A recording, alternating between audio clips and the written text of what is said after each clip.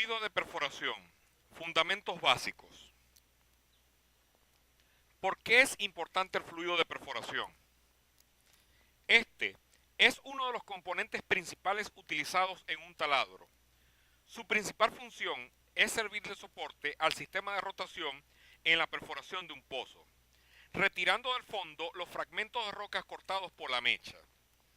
De igual manera, las propiedades del fluido deben ser determinadas por distintos ensayos y es responsabilidad del especialista en fluidos comparar las propiedades tanto de entrada como de salida del hoyo para realizar los correspondientes ajustes. De igual manera, el deber de las personas encargadas de perforar un pozo, incluyendo el representante de la compañía operadora, contratista de perforación y cuadrillas del equipo de perforación, es asegurar la aplicación de los procedimientos correctos de perforación. De hecho, la obligación principal del ingeniero de lodo es asegurarse que las propiedades del lodo sean correctas para el ambiente de perforación específico. Igualmente, también debería recomendar modificaciones de las prácticas de perforación que ayuden a lograr los objetivos de la perforación. En cuanto a los antecedentes históricos de los fluidos de perforación, debemos decir lo siguiente. La historia de los fluidos de perforación pueden ser separados en tres periodos distintos. Primero va el periodo que va desde la antigüedad hasta 1901, donde se completó el primer pozo comercial importante en la industria petrolera con el método a percusión. Segundo, conseguimos el periodo que va desde 1901 hasta 1921. En este periodo se utilizaba el fluido de perforación que era capaz de producir las formaciones perforadas, donde las propiedades físicas no se anotaban, ya que para esa época no se disponía o no se contaban con ningún equipo para observar su comportamiento. Puede suponerse que si el hoyo producía lodo muy viscoso se le acondicionaba agua, de tal manera que el único aditivo de control era este fluido. Igualmente, para esta época el fluido era una mezcla de agua con arcilla que permanecía suspendida durante un tiempo considerable. En cuanto al tercer periodo, que data desde 1921 hasta la actualidad, es donde se comienza a controlar las propiedades de los fluidos de perforación. De hecho, para 1926 se le concede a B.K. Staub la patente para el uso del material densificante tales como sulfato de bario, óxido de hierro, óxido de plomo, entre otros, para los fluidos de perforación. Para 1929 se le concede la patente a Per E. Hart para el uso de bentonita como agente de suspensión y gelificación en fluidos de perforación. Seguidamente, el año 1930 pudo ser el año pionero en lo que se refiere a estudios de publicaciones relacionadas sobre lodos de perforación. Para 1931 se introduce el uso del embudo de Marsh y se recomienda el uso del viscosímetro Former. También se desarrolla la técnica de preparar y mantener fluidos de perforación. De hecho, se hicieron numerosos estudios sobre la bentonita como agente de control de las propiedades reológicas y filtrado. Ya para 1937 se introduce el uso del filtro prensa para determinar las propiedades de filtración. De igual manera, a partir de ese año se ha trabajado en desarrollar equipos para determinar las propiedades de los fluidos y de esta manera incrementar y mejorar los aditivos utilizados. Ya en los años 50 se comienza a utilizar aditivos especiales para controlar la filtración de los fluidos hacia la formación que no alteraron otras propiedades como ocurre con la gilsonita, que controla el filtrado con la formación de revoque, pero en exceso aumenta la reología. De hecho, debemos agregar que el fluido de perforación es clave en todo proceso de perforación. Su éxito depende del diseño que éste presente. Por consiguiente, debe cumplir con requerimientos específicos.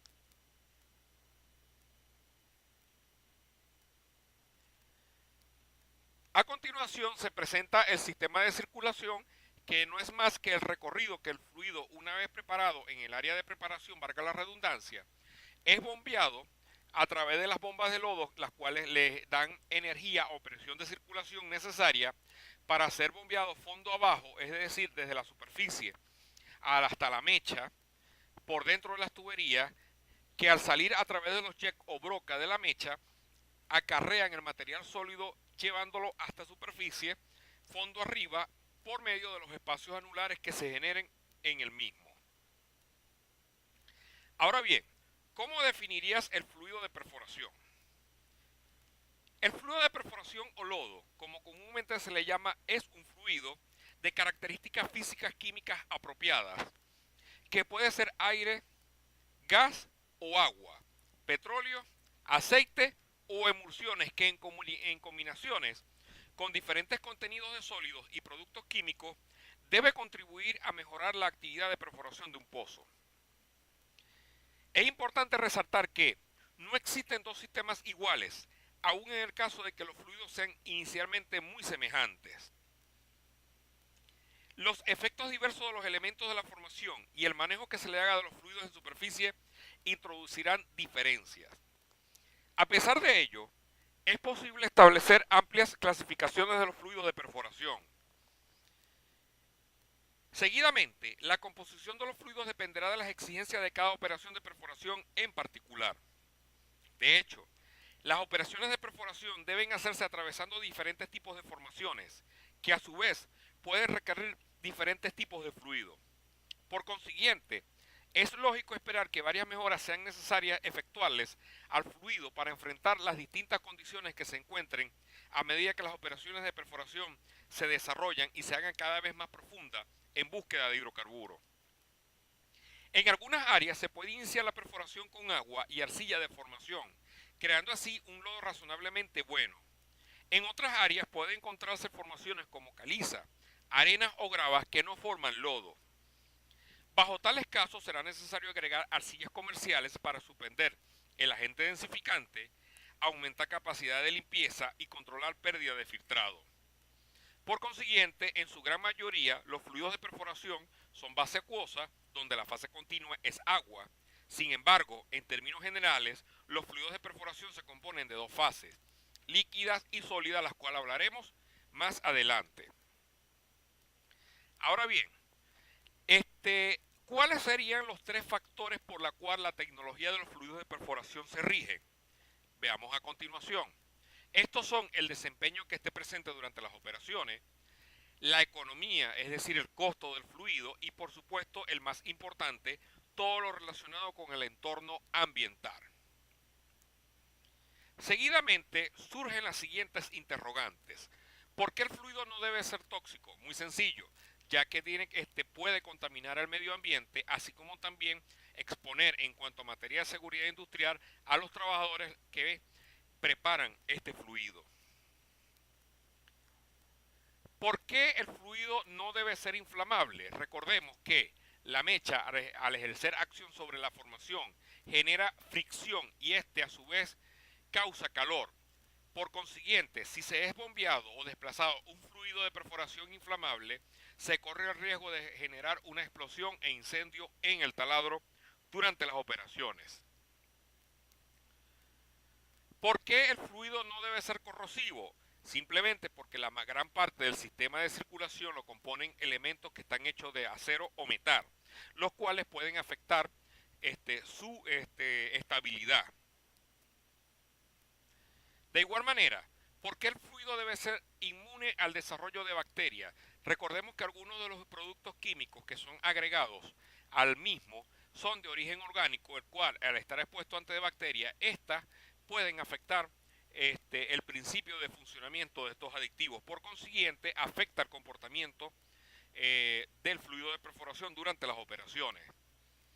Seguidamente, ¿por qué el fluido debe ser estable a las altas temperaturas? Evidentemente por el mismo problema de inflamabilidad y explosión que acabamos de ver anteriormente. Adicionalmente, debemos tener en cuenta que muchos de los aditivos que nosotros agregamos al fluido de perforación cuenta con un rango máximo de operación en cuanto a temperatura se refiere. Finalmente nos preguntamos, ¿por qué el fluido debe ser inerte a la contaminación de sales solubles o minerales como carbonatos y bicarbonatos? El hecho es que muchos de estos elementos contaminantes alteran las diferentes propiedades químicas del fluido de perforación, como el pH, la alcalinidad, el filtrado, entre otros, las cuales afectan el comportamiento del fluido de perforación durante las operaciones de perforación. En este aspecto, en videos tutoriales subsiguientes, desarrollaremos todo lo relacionado a la contaminación de sales solubles o minerales al fluido de perforación.